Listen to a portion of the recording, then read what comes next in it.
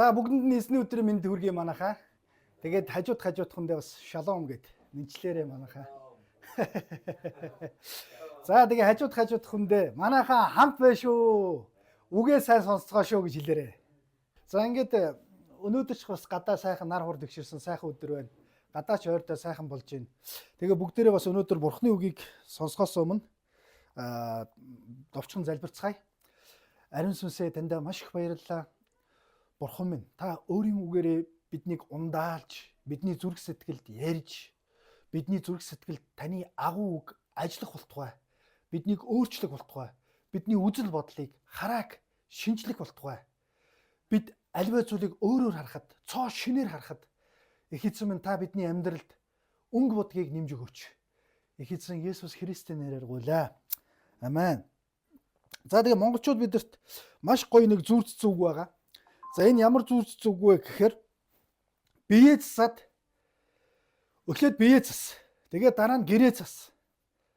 Тэгээд төрөө зас гэж. Засах гэдэг энэ үг бол маш гоё үг байгаа. Засах гэдэг нь эмтэрсэн зүйлийг засаж болно нэг утгатай. Өөр бусдын тарьсан балгийг бас засаж болно. Ер нь бол одоо ингээд бид нар улс төр засгийн газрыг харахад жил болгоны одоо сонгуулаар гарч ирсэн хүмүүс маань нэг үг ярьдаг. За өмнөх одоо хийсэн хүмүүсийнхаа балгийг бол бид нар бас засаад явж байгаа. Ингээд өөрчлөөд явж байгаа, шинжлээд явж байгаа гэсэн юм бас их одоо сонсогддог. За үүнтэй адилхан би та бүхнээс нэг асуултыг асууя. Та өөрийнхөө мэдээж өөрчлөлтийг бодож байгаа. Харин бусад хүн өөрчлөгдөөсөө гэж та хэрэг боддог вэ? Бусад хүн өөрчлөгдөхөд та юунд анхаардаг вэ гэж. Тийм ээ? Яагаад хувь хүн биеэ засчаад гэрээ засдаг юм бэ гэж. Тэр чин бусад хүмүүсээ засаж бас зөв амьдраасаа гэж бодож байна. Тийм ээ? Тэгэхээр би бол боддгийн манай ерөнхийлөгчийн одоо бодол санаа, тийм ээ, зүрх сэтгэл ер нь маш хэцүү байдаг байх. Энэ улс орныхоо бүх одоо тийм ээ 2 сая гаруй хүнийг одоо бодно гэдэг. Тэдгээр хүмүүсийн амьдралыг тийм ээ одоо өнгөтэй өдөртөө байлгах, одоо муу зүйлээс хамгаалах гэдэг бол маш хүнд хүчээр ажил, хүнд хүчээр даалгавар гэж бид нар боддог, тийм ээ. Тэгэхээр одоо ер нь бол багшийн ажил ер нь одоо оронтоо бол маш их эрэлт хэрэгцээтэй байгаа. За нөгөө талаас бол манай багш нарын цалин бас 2.4 билүү 5 сая хүрж үндсэн цалин тийм болсон. За манай боловсролын одоо сайд маань том шаардлагуудыг бас мэдээж тавьж эхэлсэн. Тэгэхдээ багшийн ажил одоо ийг сонирхгүй байгаагийн нэг шалтгаан бол тэр олон хүүхдүүдийн одоо амьдрал, тэр олон хүүхдүүдийг харгалзна гэдэг маш хэцүү ажил юм шиг, тийм ээ. Одоо жишээлбэл баяр яхыг би ингээд бодоход 3-4 хүүхдээ хүргэн, хичээлд нь хүргэж өгч аавн, наашаа чаашаа зөөн тэднүүсийнхээ ахуй амьдрал, тийм ээ. Тэр болгоныг анхаарна. За үүн дээр нэмээд бас тэдгээр хүмүүсийн зан чанарт бид нар хэрхэн анхаарах вэ? Хувь хүн болж төлөвшөлтөнд бид нар хэрхэн анхаарах уу гэдэг маш чухал, тийм ээ. Японы одоо цэцэрлэг бол хамгийн нэр хүндтэй байдаг. Японы цэцэрлэг нь яагаад тэгэхээр Японы цэцэрлэг Япон хүүхдийг бэлддэг гэж байгаа шүү. Япон хүүхдийг.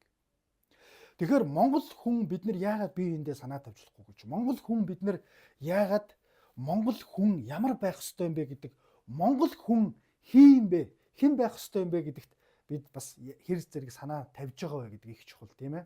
За үүнээс үүдээд итгэлийн хүн, бурханд итгэдэг хүн тэгвэл ямар байна гэж гисэн ийм одоо санаанууд бол гарч иж байгаа. Ингээд бүгдээрээ 2 дугаар Шимээл номныхоо 21 дугаар бүлгийг уншия. Би эндээс та бүхэндээ уншиж өгье. Та бүхэн маань дагуулад хараарай. 2 дугаар Шимээл 21 дугаар бүлэг 1 дугаар ишлэлээс би та бүхэндээ дуудаж өгье. Давидын үед 3 жил дараалан ган гачаал болов. Тиймээс Давид Яваг ирэлхийлсэнд Яваг Гевончуудыг хөнөөсөн Шаул хийгээд тэднийхний урсгасан цусны улмаас болсон юм хэмээн айлдав. Тэгээд хаан Гевончуудыг дуудаж ярилцлаа. Гевончууд нь Израильчуудын нэг биш харин Аморчуудын үлдэгдэл бөгөөд тэдний амийг хэлтрүүлэх ам андгааг Израильчууд өгсөн билээ. Гэвч Шаул Израильчууд болон Яхудэчүүдийн төлөө гэсэндээ Гевончуудыг үгүй хийхийг санаарсан юм аа. Тэгээд Давид Гевончуудад та нарын төлөө би юу хийх вэ? Та нараар Явагийн өвийг өрөөлгөх ямар эвлэрүүлэл хийх вэ хэмээн асуув. Гевончууд Шаулынхны ч алт мөнгө бидэнд хэрэггүй. Бид Израильд хэн нэгнийг хороохгүй гэхэд хаан та нар юу ч хэлсэн би биелүүлэх болно гэв.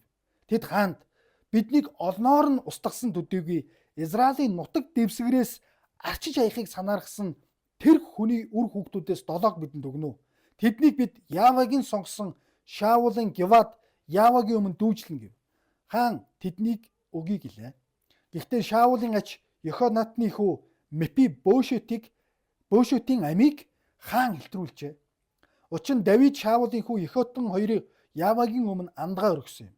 Тэгээд хаан Аягийн охин Рецпагаас Шаул төрүүлж өгсөн 2 хүү Армон Мефибошет мөн Михола мөн Барзилийн хүү Адриэлд Шаулын охин Михалын төрүүлж өгсөн 5 хүүг барьж Гевончуудын гарт тушаахад тэднийг Явагийн өмнө ууланд дүүжилжээ. Тэр 7-г бүгдийг нь ургац хураалтын эхэнд Арвай хураалтын төрүүчээр цаазлав. Аягийн охин Рицпа таар авч хадан дээр дэвсэж суугаад ургац хураалтын эхнээс зогцууд дээр тэнгэрээс бороо орох хүртэл өдөр нь окторгон шувуудыг шөнө нь хээрийн араатныг үргэв. Шаулын татвар им Аягийн охин Рицпагийн хийж буй зүйлийн талаар Давидэд хэлжээ. Тэгтэл Давид явж Шаул Йохатан нарын ясыг Явеш Гиладын иргэдээс авчирлаа. Плешетчүүд Шаулыг Гилбод хөнөөдөг өдрөө тэдний цогцыг Бичаны талбайд үлгсэн байсныг тэд тулгаалсан билээ. Ийхүү тэрээр Шаул түүний хүү Йохатан хоёрын ясыг авчруулж мөнөөх дүүжлүүлсэн хүмүүсийн ясыг цуглуулв. Хааны тушаасан ёсоор тэд Шаул болон хүү Йохатаных нь ясыг Бенамин нутгийн Цэла дахь эцэг Кишийнхэнд булшинд тавьжээ. Энэ бүгдийн дараа Бурхан тэр газар нутгийн төлөөх залбирал хариулсан юм а гэсэн байна. 14 хүртэл. Энийний өмнөх 2 дугаар бүлэгт ямар үйлдэл явсан Шева гэгч нэг олиггүй итгээд хааныхаа эсрэг гар талаас. Хааныхаа эсрэг шүү дээ. Удирдлагынхаа эсрэг. Бурхны тогтоосон хүний эсрэг гар далаасан, хойд овгуудыг төрхирсэн, эсэргүүцсэн. Ингээд Шеваг хамгийн хойдлын Овг аймагт газар нутгийнхаа хойдлын хил дээр очисон байх үед бол тэр нутгийн хүмүүс бол нэг мэрэгэн эмэгтэй бол Шевагийн толгойг гаргаж өгснөөр энэ асуудал бол нандсан баг. Ингээд Давид хаан засаглалаа тогтоож улс орноо их амж явж байгаа. Нэг өсөндөө Давид хааныг Бурхан тослон томилсон гэдэг бол тэр ард иргэдийг зөв замаар хөтлөн дагуулах, тэр ард иргэдийн юу болохгүй байгааг хэлэх ёстой. Зөв шударгаар засаглаж хаанчлах ёстой байсан. Нэг өсөндөө хуучин гэрээний иш үзүүлэгч хүн гэдэг бол юу хийж исэн гэхээр ард түмнийхээ гим нүгэлтэй гэдгийг л хэлж исэн хүн. Бид нар иш үзүүлэгч гэж бодохоор ирээдүг ярьдаг, зөгөндөг, ванга шиг төсөөлөд идэг. Үгүй. Бурхан иш үзүүлэгч нарыг хуучин гэрээнд өгөхдөө ард түмнийхээ гим буруутай байна гэдгийг л хэлүүлэх гэж өгсөн. Нийт хуучин гэрээний иш үзүүлэлгийн 8% нь ирээдүйн талаар хэлсэн байдаг. Тэгэхээр иш үзүүлэгч гэж хүн хинбэ гэхээр тэр хамт олон гэр бүл дунд өгөгдсөн бусад хүнийхээ та чи буруу юм хийгээд дээ шүү найзаа. Ингээд ивэл чиний амьдрал бүтлгүүтэй шүү. Ингээд ивэл та буруутай шүү. Чи ийм буруу юм хийгээд дээ гэдгийг хэлүүлэхийн тулд өгсөн. Нэг өсөндөө баярах гэрийнхэн тэргүүн. Бацөрөг одоо орой болгон 10 цагт ганцаараа гарч яваад эсвэл 9 цагт ганцаараа гарч яваад 2 цаг алга болоод ивэл яах вэ? Аав нь хүүгээ нэг юм буруу хийгээд байна гэдгийг мэднэ. Буруу юм болох гээд байна гэдгийг. Орой болгон 9 цагт ганцаараа гарч яваад 2 цаг алга болоод ивэл. Эсвэл таны хүү охин ачцээ чинь 18 нас хүрсэн. Орой болгон 9 цагт гарч яваад ивэл шөнийн 12-т орж ирээд гэж бодъё. Орой болгон. Тэгэх юм бол та тэр хүүгээ охиноо анхаарна үсттэй. Нэг юм болохгүй, яг болох гээд байна да. Нэг эвгүүл юм болох гээд байна гэж мэднэ. 18 нас хүрсэн охин чинь. Яг үүнтэй адилхан иш үзүүлэгч гэдэг хүн бол ард түмнийхээ гим нүглийг л илчилдэг хүн байсан. Чи ингээд байна, чи боль наатахаа. Ингээд байна болохгүй шүү гэдгийг.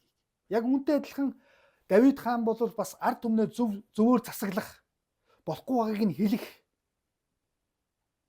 засах, зөв замаар явах, зөв шударгыг тогтоох, үннийг тогтоох ийм одоо зорилготой бол тогтоогдож байгаа. Тэ? За ингээд Давид хаанчилж ийсэн чинь 3 жил ган гачиг болсон. Манайхан та нар энэ 3 жил ган гачиг болсон тийм түүх үзчихсэн үү? Яг энэ амьдралдаа. Таны амьдарч байгаа налах дүрэгт 3 жил ган гачиг болж ийсэн. Эсвэл та маш их зудтай тийм өвлийг үзчихсэн үү? Маш их одоо мал хуй үхэж байгалийн гамшигт болж ийсэн тийм зүйл үзчихсэн үү? Тэр үед таны амьдрал ер нь ямар санагдах вэ танд? Амьдрал чи ямар байх вэ? Та боддоо та нэг дүүргийн та одоо нэг сая Өвөрангай аймгийн Баян өндөр сум орлоо баг 5 багтай юм байна. Нэг багт нэг 200 үрх айл байдаг гэж шүү. Та багийн дарга гэж бодъё. Таны хариуцж байгаа багийн тэр 200 амьдарч байгаа хэсэг 100 боллоо та яах вэ? Тэр 200 үрх айлыг чи амьдарч байгаа газар 100 болвол та яах вэ? Та багийн дарга хүн. Танд хамгийн түрүүнд юу бодогдох вэ? Яаж одоо тэр хүмүүстэй туслах уу? Яаж одоо энэ хүмүүсээ амьд үлдээх үү? Яаж энэ ард иргэдэгээ нэг хүнийг өхүүлчихгүй, нэг малыг хорогдуулчихгүй амьд үлдээх вэ гэж та бодно. Та санаа зовно, тийм ээ? Яг үүнтэй адилхан та ч гэсэн өнөөдөр гэртээ бүх юмээ санаа зовж байгаа. Өнөө өрөө ямар хоол хийх үү? Яаж үр хүүхдүүдээ нэг боловсралтай болгочих уу? Илэг бүтэн явуулах уу? Хувцас хунар бүтэн ноорхоо цоорхоогүй явуулах уу гэж санаа зовж байгаа. Яг үүнтэй адилхан 3 жил дараалан ган гачиг бол ер нь яах вэ? Дараалан шүү манайхаа. 3 жил дараалан ган гачиг бол ямар ч хаан хүний зүрх сэтгэл эмтэрнэ, ард түмнээ бодно. Нэг хүүхэд ч гэсэн үлсэгдөнгөөр явуулчих юмсан гэж бодно. Тийм ээ? Нэг үрх айлаач гэсэн элэг бүтэн аваад үлдчих юмсан гэж бодно. Ийм зүйл 3 жил дараалан бодоход Давид хаан маш их шаналсан байх. Маш их зөвхөрсөн байх. Ингээд бурхныг ирэлхийлсэн. Бурханд хандан залбирсан. Бурхан минь та энэ асуудлыг шийдэж өгөөч гэж маш их залбирсан. Та альваа зүйл болоход бусдын амьдралд хэцүү зүйл тохиолдоход, хөр шайлтчин хэцүү зүйл тохиолдоход, бусдын амьдрал хэцүү зүйл тохиолдоход та ер нь хэр зэрэг залбирдаг вэ гэж. Хэр зэрэг тэр асуудлыг шийдэхин тулд бурханд хандан ирэлхийлдэг вэ? Яагаад Давид хаан гаднаас тусламж гуйсангүй? Яагаад Давид хаан тийм ээ өөр аргаар шийдэг гэж бодсонгүй, харин яг бурханд хандан залбирсны бас нэг шалтгаан бол магадгүй үндсэн шалтгаан бол бурхан байгаль дэлхийг захирдаг гэдгийг мэдчихсэн. Бурхан хур бороог оруулдаг, нарыг мандуулдаг. Бурхан байгаль дэлхийг захирдаг гэдгийг мэдчихсэн учраас Давид хаан бурхныг ирэлхийлсэн. Та ер нь нутаг орон усныхаа төлөө хэрэг залбирдаг вэ? Сайхан зам байгаасай гэж, өнгөтэй өдтэй зам байгаасай, үр жимстэй зам байгаасай, тариа хураалт маань сайхан байгаасай гэж та хэр зэрэг бурханд хандан залбирдаг вэ? Ягаад гэвэл бурхан бүтээлийг захирдаг, бурхан байгалыг захирдаг, бас хангадаг юм. Хур бороогоор, сайхан улирлаар хангадаг. Тэ? Та хэр зэрэг ард иргэдийнхаа төлөө санаа зовдөг вэ? Би л болж ивэл, би л сайхан амьдарч ивэл, би л өнөөдөр миний хүүхдүүд элэг бүтэн байвал бусд нь ямар хамаатай юм? Миний хүүхдүүд би л өнөөдөр эдэг хоол өмс хувцастайгаа байвал бусд нь хэр яаж амьдрах нь ямар хамаатай юм гэж эсвэл та бас бодож гин үү гэж, тийм ээ? Нийт бас дүүргийнхаа төлөө, Монгол эх орныхоо төлөө, зун зудтай газрын төлөө та хэр зэрэг залбирдаг вэ? Дайн тулаантай болж байгаа газрын төлөө та бас хэр зэрэг залбирдаг вэ? Тэ? Төрийн төлөө огтон боож өгөх гэхчээр надад ямар хамаа байдгийг гэж та бодож гин үү? За ингээд яаваг ирэлхийлсэн. Гэхдээ нэг сонирхолтой юм. Яагаад энэ ган гачиг болоод байгаа гэдгийг учир шалтгааныг бурхан Давидэд хэлж өгсөн. Маш сонирхолтой. Ингэж хэлсэн. Гевончуудыг хөнөөсөн Шаул хийгээд тэднийхний урсгасан цусны улмаас болсон юм а гэж. Яг түүхэнд юу болсон гэхээр Гевончууд гэдэг энэ ард иргэд, нутгийн ард иргэд энэ Канаан нутагт амьдарч ийжээ. Израильчууд Египтээс одоо 40 жилийн турш цөлөөр явсаар байгаад хүрээд ирэхэд Гевончууд гэдэг энэ ард иргэд одоогийнхоор яг энэ израильчууд яг энэ номон дээр бол Аизын 12 ороод ирсэн тийм ээ. Байрлаад, эзлээд, дайтаад, эзлээд явж байгаа. яг энэ үед бол энэ Гевончууд нь Бенамин овгийн одоо тэр тухайн цаг үедээ Бенамин одоо овгийн суурилсан тэр газар нутагт амьдарч исэн Израиль биш үндэстэн байж. Уугуул нутгийн уугуул иргэд. Канаан нутагт амьдарч исэн. А Йошуа энэ анх бол орж ирээд Йошуа бол энэ ард түмнийг Израилийн ард түмнээ байлдан дагуулж бол орж ирсэн байгаа. Тийм ээ. За манайхан байна уу? Хажуудахгүй нэг анхаараарай байна уу? Анхаарал тавиарай, халамж тавиарай. Манайхан. Тэгээ маш чухал цаг байгаа шүү. Энэ цаг бол тийм ээ. Таны Бурхан бидэнд үйлчилж байгаа маш чухал цаг байгаа тийм ээ. Бурхан бидэнд үгээрээ дамжуулж ажиллаж байгаа, үйлчилж байгаа. Бурханы үйлчилгээг одоо бид нар хумсан дээр цаг авал, эмч дээр цаг авал очиод яг үйлчилгээ авдагтай. Яг адилхан энэ цаг бол бид нар Бурханаас үйлчилгээ авч байгаа. Бурханаа тийм ээ. Бурхан биднэрт үгээрээ дамжуулж ярьж байгаа тийм ээ. Ойлголт ухаарлыг өгж байгаа. За ингээд Йошуа бол Израильчуудтай Египтчүүдтэйг орж ирэхэд Гевончууд гэдэг энэ ард иргэдэг би устгахгүй. Та нарыг алахгүй. Та нарыг энэ ч үлдээнэ гэсэн ам тангараг өгсөн байж. Ам тангараг. Ам тангараг гэдэг бол маш чухал зүйл байж. Бурхны нэрээр тангаргална гэдэг бол тэрэндээ яг үнэнч байна. Тэрийгээ сахина гэсэн утгатай. Ийм ам тангарагыг өгсөн байсныг Шаул хаан харин энийг зөрчиж Шаул хаан тэднийхний гэж байна. Шаулын гэрийнхний үр хүүхдүүд нь магадгүй Шаулын цэргүүд тийм ээ. Гевончуудыг алж устгаж бүр Канаан нутгийн газар дээрээс арчиж аяхыг бол санаархсан байж. Нөгөө андгайг зөрчсөн байж. Шаул бол сүүлд гарч исэн анхны хаан шүү дээ. Тийм ээ. Израилийн анхны Йошуагаас сүүлд одоо гарч ирж байгаа. Ингэхээр уг нь ам тангараг өгөгдсөн, ам тангараг бологдсон тийм ээ. Гевончуудын хувьд ам тангараг өгсөн гинэ тэр ард түмэн өөрийг нь алах гад байвал яах вэ? Бүр арчиж аях гад маш олноор нь төвөөлгсөн байвал танай хоёр саахалт айл, хоёр хөршөөл чинь хоорондоо эвтэй найртай сайхан амьдрий бие биендээ муу юм хийхгүй шүү гэж ам тангараг өгсөн байж. Гэтэл таны тэр ам тангараг өгсөн хөрш чинь таны гэр бүлийнхнийг, танаахныг хүүс тэмтрээд эхлүүл танд ямар санагдах вэ? Одоо бид чинь бэлчээрээ булаацалдаад байгаа хүмүүс шүү дээ. Тийм ээ. Ямар хохиролтой санагдах вэ? Ямар гомдолтой санагдах вэ? Ам тангараг өргөчөөд өргөснөөгөө эсрэг үйлдээд байвал. Одоо бид ямар хохиролтой санагдах вэ те? Гевончуудын хувьд бол ийм байсан. Тэднүүсийг бүр аршиж хайхыг санаархсан Шаул хаан. Шаул хаан бол тангарагынхаа эсрэг юм хийсэн. Тэгэхээр Гевончуудын хувьд магадгүй бурханд хашгирсан байх. Магадгүй бурханд залбирсан байх. Ам тангараг өргөсөн таны ард түмэн биднийг энэ газараас аршиж шахахыг оролцсон штэ гэж. Магадгүй бурхан залбирд нь хүрсэн байх. Тийм учраас энэ тарьсан балаг, тарьсан муу зүйлийг нь бурхан шийдэх гэж оролцсон байх. Тийм үү? Бурхан шийдэх гэж төлөвлөсөн харагдаж байна тийм ээ. Тийм учраас ган гачиг 3 жил дараалан болсон гэж. Хаан Давид хаан бол өстой шар махтаага хатсан байх.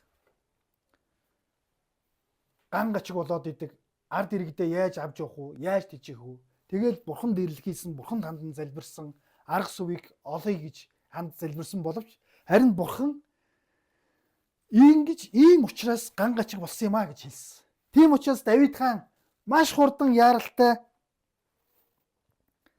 Гевончуудыг дуудсан. Гевончууд дээр очисон.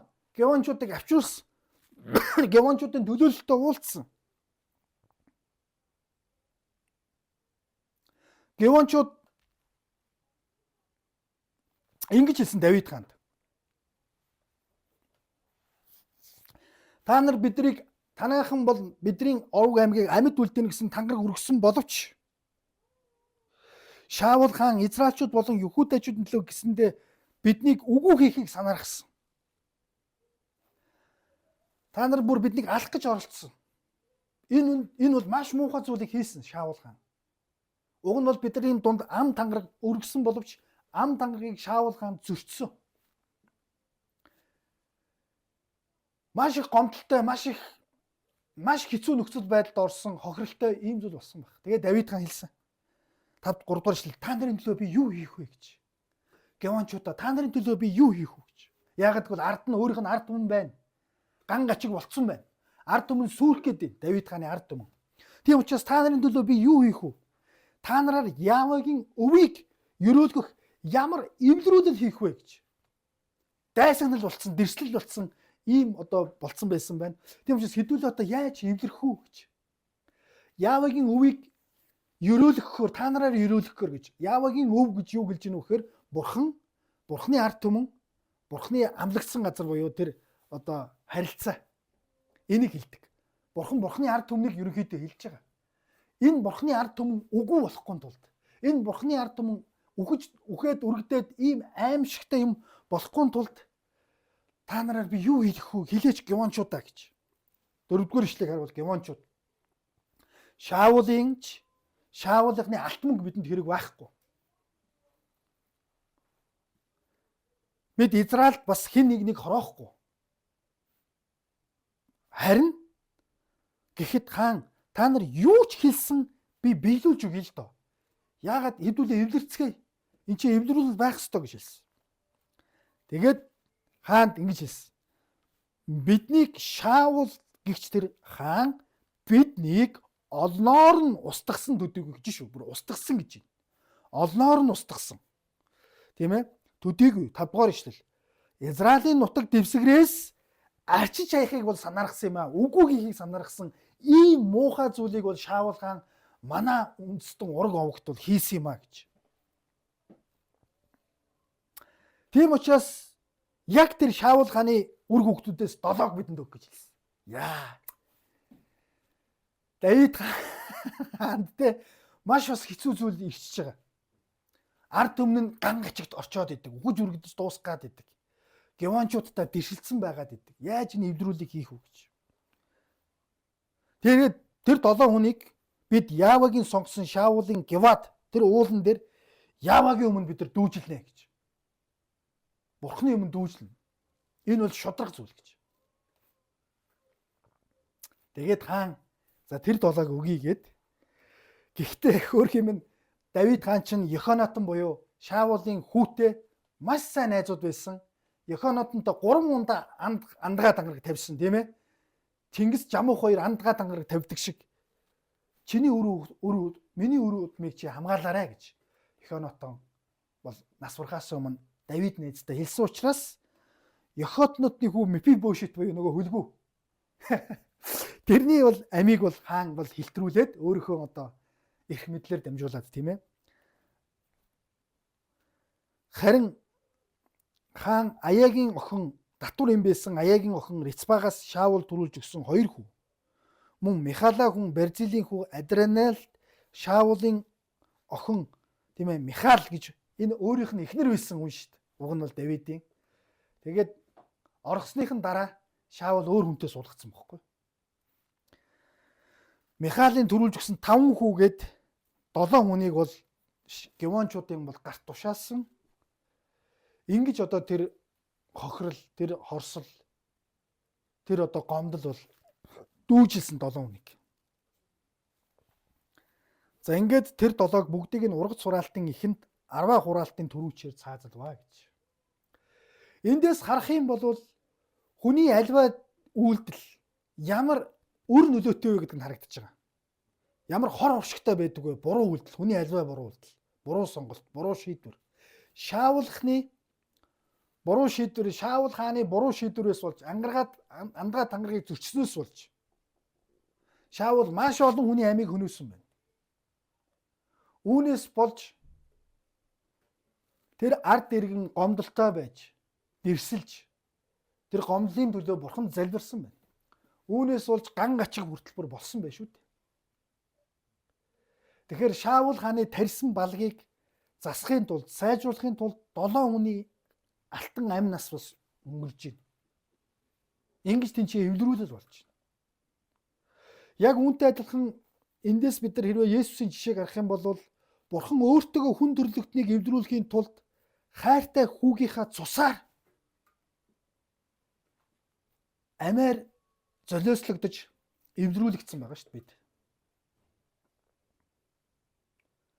Дайсан байхад бид нар Бурханы дайсан болцсон байхад Бурхан өөртөө биднийг эвдрүүлсэн гэж. Энд чинь эвлэрэл Гевончууд Израильчуудтай эвлэрэхэд 7 хүн дүүжлэгдэж шít. Цус урсгагдаж байна. Аюултай. Тэ? Үүнтэй адилхан бид гим нүгэл алдаа зөрчлөөсөө болж Бурхныг дэрсэлсэн байсан гэж. Бурхны дайснууд болсон байсан. Харин Бурхан өөртөө биднийг эвлэрүүлэхийн тулд хүүгээ үхэлд тушаасан юм а гэж байгаа шүү дээ. Ингэж Бурхан хүүгийнхээ үхлийг харснаар Бурхан шудраг учраас гим нүгэл шийтгэгдэнэ. Шудраг учраас үхлийг харснаар бид эвлэрэх боломжтой болсон. Хүүгийнх нь үхлээр бид эвлэрсэн гэж. Уг нь бол бид өөрсдөө үхэх ёстой байсан. Шийтгэх ёстой байсан.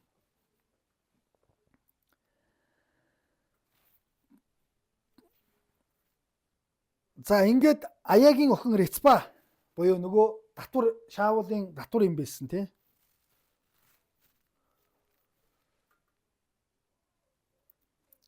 Таар авч хадан дээр дэвсэж суугаад ургах цураалтын эхнээс зогцууд дээр тэнгэрээс бороо орох хүртэл гэж байгаа шүү дээ. Энэ чи ган гачиг болчиход байгаа байхгүй уг нь. Тэгээд магадгүй энэ ээжийн хувьд энэ хоёр ээжийн хувьд хайртай хүүгүүдээ алдчихж байгаа.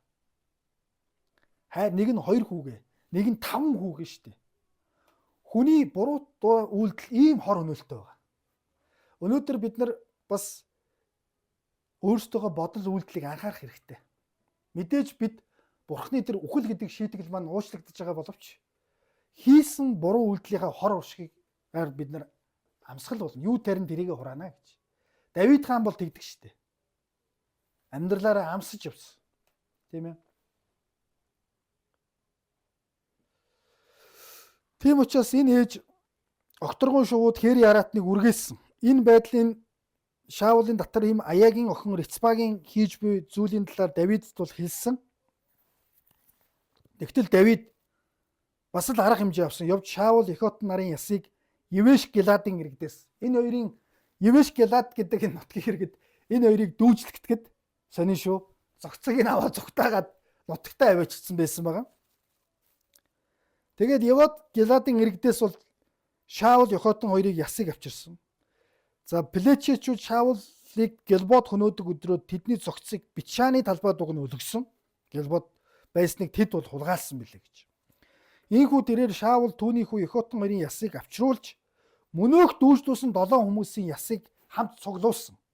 Ингээд нийт 9 хүний яс болж штэ. 14 дугаар эшлээс хааны тушаасан ёсоор тэд Шаул болон хүү Эхотных нь ясыг Бенамин нутгийн цээладах Бенамин нутагт авчирсан байгаа өстой тий. Эцэг Киш буюу Шаулын аав Киш хүн нэр хүндтэй баян хүн байсан гэж. Кишийнх нь булшинд нь бол тавьсан гэж. Албан ёсоор оршуулсан байж тээ тийм ээ. Магадгүй тэр долоог дүүжилчээд оршуулахгүй, шалгаас гүйцэтгэхгүй, ээж нь хөөрхий зохицууд дээр байгаал одоо шувуу зэрлэг араатныг үргээгээл ийм хэцүү байдалтай харагдсан баг. Тэгээд Давид хаан за энэ нэр төртөгөр энэ асуудлыг шийдэж өгье гэд ингээд одоо өвөө аав нар ах нарын нь яг нэг одоо энэ ургийн гэрийн хүмүүсийг ингээд салхаас гүйцэтгээд бүр тэр хоёр хүний алсаас тэр хоёр хүний одоо тийм чандрыг авчруулад ингээд нэг булшин тавьсан гэж.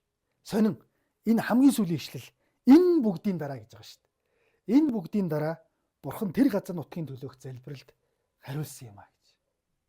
Ингээд ган гачиг тайлагцсан. Ингээд хур бороо магадгүй орсон. Ингээд амьдрал үргэлжилсэн. Энэ бүгдийн дараа гэж. Тэгэхээр ингээд харвал альва бидний хийж байгаа үйлдэл үр дүнтэй гэдгийг харуулж байгаа юм шиг. Тэр үр дүнгээс нь болоод зарим ард иргэд хохирсон байна. Бурханд шудраг бус санагдсан учраас Бурхан тэр ард түмнийг Израильчуудтай эвлэрүүлэх зүйлийг хийхийн тулд 7 хайран хүний амь насанчээ цусны буруутай. Яг тэгвэл Шаул хаан харигсаар хөнөөсөн байна. Харигсаар. Тангараг өргөчөөд тангаргаа зөрчсөн Шаулын дүр харагдаж байгаа бол Давид хаан Йохонотон найзынхаа хүүг Мефибошетийг бас авч амьд үлдээснээрээ Шаул тангаргаа зөрчсөн бол Давид хаан тангарахтаа үнэж үлдсэн тийм дүр зураг харагдаж байна. За манайхаа хамт байна уу? Хамт байна уу манайхаа? За. Тийм учраас Давид хаан бол маш түргэн арга хэмжээнүүдийг авсан. Гевончуудтай уулзсан, асуудлыг нь сонссон. Энэ асуудлыг шийдэж өхийн тулд бид ард иргэдээ ган гачгаас аврахын тулд Бурхан яагаад гэвэл Гевончуудыг харгасаар хөнөөсөн учраас ийм ган гачиг болсон юм а гэж хэлсэн. Тэр ган гачгаас аврахын тулд би юу хийх вэ? Хаан хүн гэдэг хариуцлагатай. Хаан хүн гэдэг ард иргэдээ бодож байгаа, тийм ээ. Тийм учраас өнөөдөр бид нар эндээс сурах юм бол та бас иргэн тойрныхаа төлөө, сүм чуулганыхаа хүний төлөө хэр их залбирдаг вэ? Ямар арга хэмжээ авдаг вэ? Та юуг зориулдаг вэ? Оюун бодол ухаан санаагаа хэр зэрэг бас зориулдаг вэ гэдэг маш чухал тэр үлгэр загварыг бас бид нар авч болж байна. Давид хаан энэ арга хэмжээнүүдийг маш яралтай авсан. Тэгээ нөгөө зохицуулалтын асуудлыг бас шийдэж өгсөн.